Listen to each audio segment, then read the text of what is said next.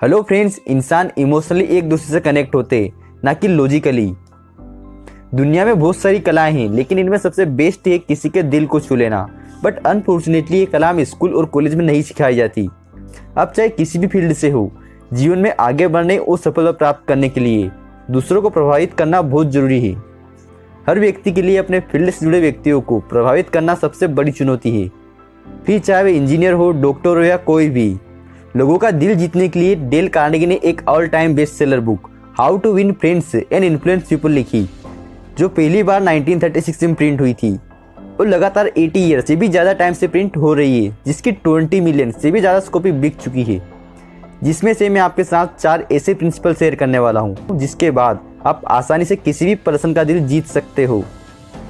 Principle number 1, remember their name.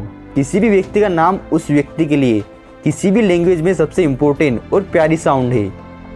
हमें एक नाम में छिपे जादू को जानना चाहिए और महसूस किया जाना चाहिए कि एक चीज़ जो पूरी तरह से उस व्यक्ति की है जिससे हम बात कर रहे हैं, वो उसका नाम। जब कोई हमें हमारा नाम लेकर बुलाता है तो एक अलग ही हैप्पी फीलिंग आती है। अगर आपको किसी का नाम याद रखने में प्रॉब्लम आती है तो आप उससे स्पेलिंग पूछ सकते हो। अगर आप किसी से बहुत दिनों बाद मिलते हो और उसका नाम याद रखते हो तो वो बहुत ही हैप्पी हो जाता है। किसी से भी बात करते टाइम बात की शुरुआत उनके नाम से करें और बात खत्म करते टाइम भी उनका नाम जरूर ले।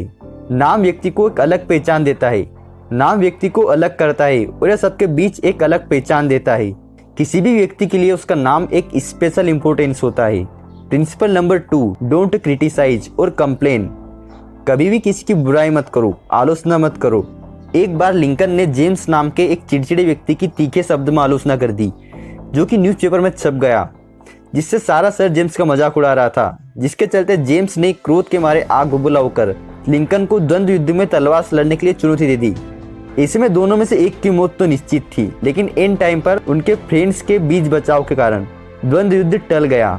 यह लिंकन के लाइफ की सबसे बुरी घटना थी। इस घटना के बाद उन्होंने अपनी डिक्शनरी से आलोचना शब्द को ही निकाल फेंका। लोगों की आलोचना करने के बजाय हमें यह जानने समझने की कोशिश करना चाहिए कि जो काम वे करते हैं उसके पीछे रीजन क्या है। Principle number 3, give honesty and sincere appreciation. दिल से सच्ची तारीफ करना सीखो। हर व्यक्ति मन की गहराई से यही चाहता है कि उसे प्रशंसा मिले, उसे सराहा जाए। कुछ समय पहले एक रिसर्च हुई थी कि पत्नियां घर छोड़कर क्यों चली जाती है। क्या आप जानते हैं इसका मेन रीजन है उनको एप्रिसिएट न करना। यही बात घर गृहस्थी छोड़कर जाने वाले पतियों पर भी लागू होती है। लगभग सभी वाइफ हस्बैंड अपने पार्टनर को यह बताने में बहुत कंजूसी करते हैं कि वे एक दूसरे के पर्याय है और एक के बिना दूसरा अधूरा है। एक बार ऑथर के क्लास मेंबर ने अपनी लाइफ की एक घटना सुनाई, जिसमें एक दिन उसकी वाइफ ने उससे रिक्वेस्ट किया कि वह उसे ऐसी 6 कमियां बता दे जिन्हें सुधार कर वो एक अच्छी पत्नी बन जाए। उसका पति ये सुनकर हैरान हो गया। उसने भरी क्लास के सामने कहा, वैसे तो मैं बड़ी आसानी से 6 तो क्या 600 कमियों की लिस्ट तैयार कर सकता था जिनमें सुधार की आवश्यकता थी, लेकिन मैंने ऐसा नहीं किया। इसकी बजाय मैंने उससे कहा कि मुझे इस बारे में सोचने के लिए एक रात का टाइम चाहिए। कल मॉर्निंग में मैं इसका आंसर दूंगा।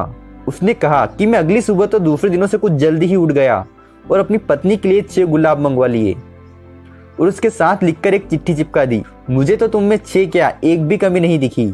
मुझे तो तुम ऐसी ही अच्छी लगती हो। और इस शाम उसकी वाइफ दरवाजे पर ही उसका इंतजार कर रही होती है, जिसकी आंखों में आंसू भरे थे और वो अपनी जीत पर खुश था कि वह कितना समझदार है, जो पत्नी की रिक्वेस्ट करने के बाद भी आलोचना नहीं की बल्कि एप्रिसिएट किया। जब आप लोगों को एप्रिसिएट करते हो तो आप देखें कि लोग आपके वैल्यूएबल वर्ड्स को हमेशा याद करते रहेंगे। कि जो कुछ आपने कहा था वो आप तो भूल जाएंगे, लेकिन जिससे कहा था वो कभी नहीं भूल पाएंगे। लेकिन प्रशंसा सच्ची होनी चाहिए। अगर आप झूठे तारीफ के पुल बांधेंगे तो वो चापलूसी होगी, न कि प्रशंसा। जो भी व्यक्ति लोगों की प्रशंसा की भूख को संतुष्ट करने में सफल हो जाता है, वो लोग पूरी तरह से उसकी मुट्ठी में बंद हो जाते हैं और उनका सपोर्ट और प्यार भी। Principle number 4, become genuinely interested in other people. जब भी आप किसी से मिले और आप चाहते हो कि सामने वाला आप में दिलचस्पी ले, आपको पसंद करे, तो पहले आप उनमें इंटरेस्टेड हो जाइए। उनसे पॉजिटिव क्वेश्चंस पूछिए, ना कि खुद के प्लस पॉइंट गिनाने लग गए। उनकी रिस्पेक्ट करिए। एक अच्छी कन्वर्सेशन सही मायने में वही होती है जिसमें आप 25% बोले, उस सामने वाले को 75% बोलने दे।